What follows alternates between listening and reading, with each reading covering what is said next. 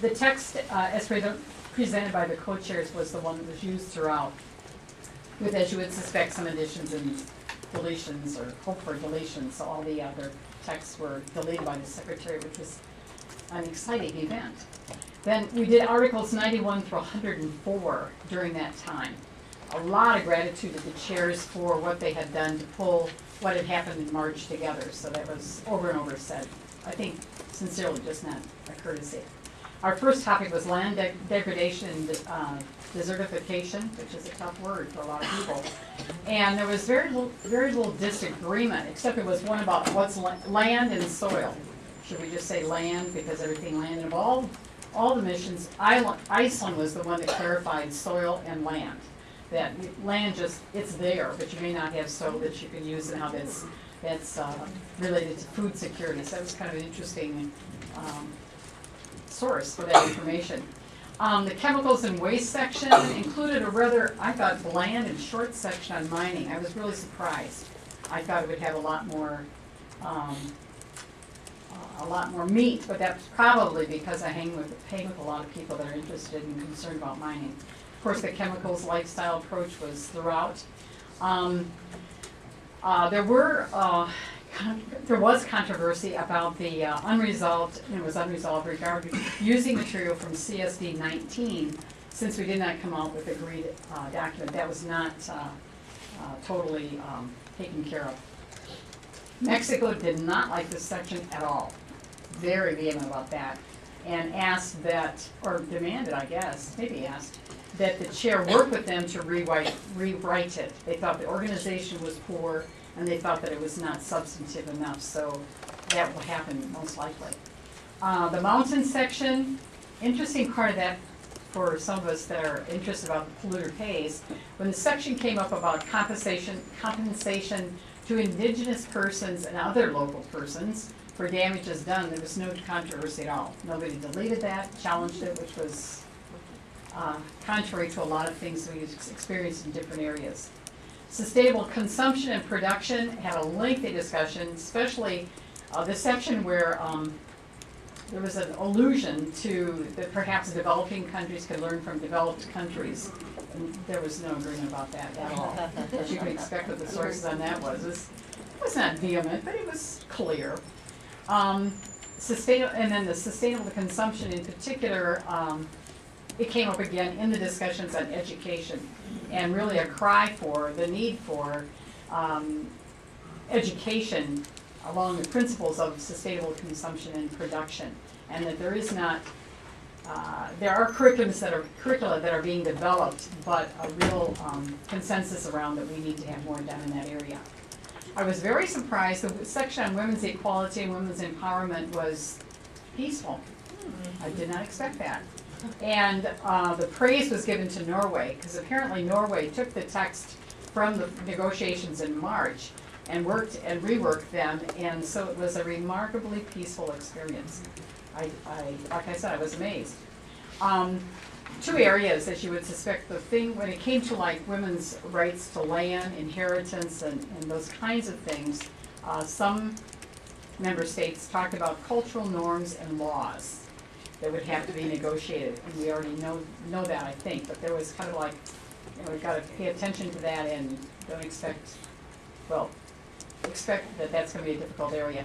And there were, of course, deletions of the section on reproductive rights from our usual folks. Then throughout the discussion, certain themes continued to emerge.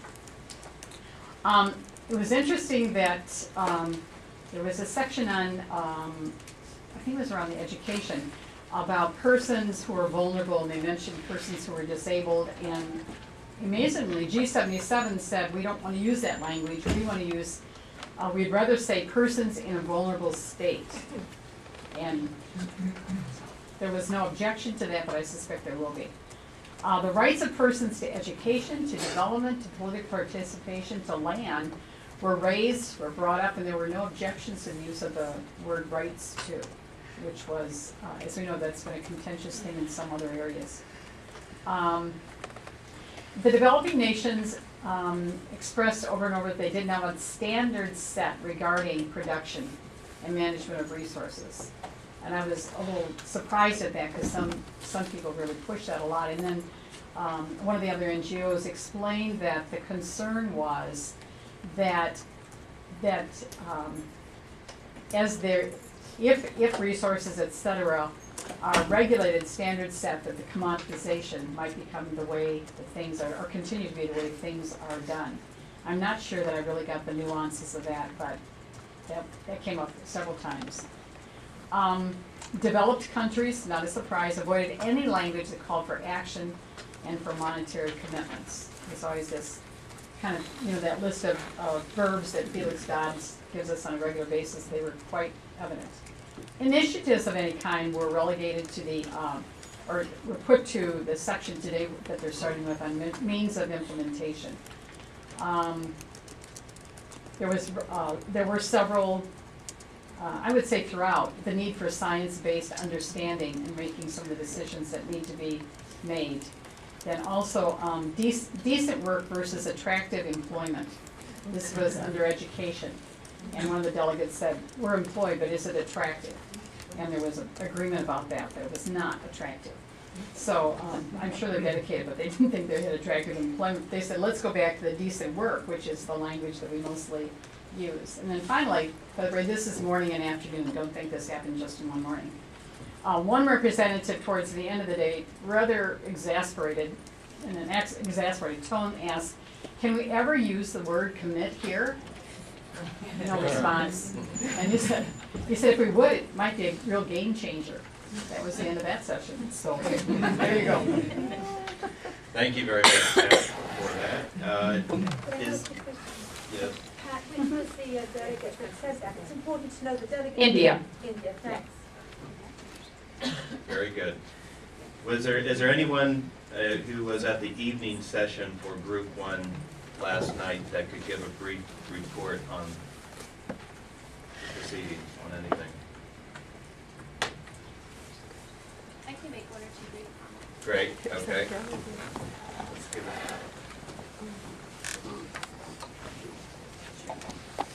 So my name is Tracy Gerstle, and I'm here representing business and industry. I work with CropLife International, which is a trade association in the agriculture industry. And so I can just say a couple of brief words about the session, particularly as it relates to the Sustainable Development Goals. So there was a great deal of discussion, not surprisingly, about the title. And I think that there was, I think that's going to be a session that I suspect will continue to be very dynamic through to the very end of the process. So there were some interesting comments, I think, particularly from the US and from the European Union, in which they were indicating that perhaps there's less appetite, as had been hinted, I thought, perhaps in some of the prior negotiations around sort of taking the NDGs and, as they are reviewed, expanding them into sustainability by through the process through 2015.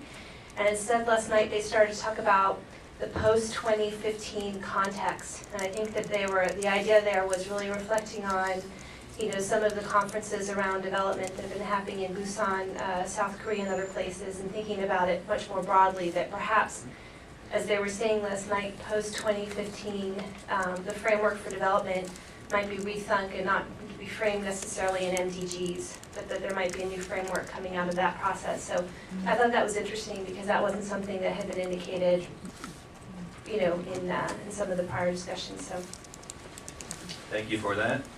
Moving on to Group 2, can Michelle report on the morning? Yeah.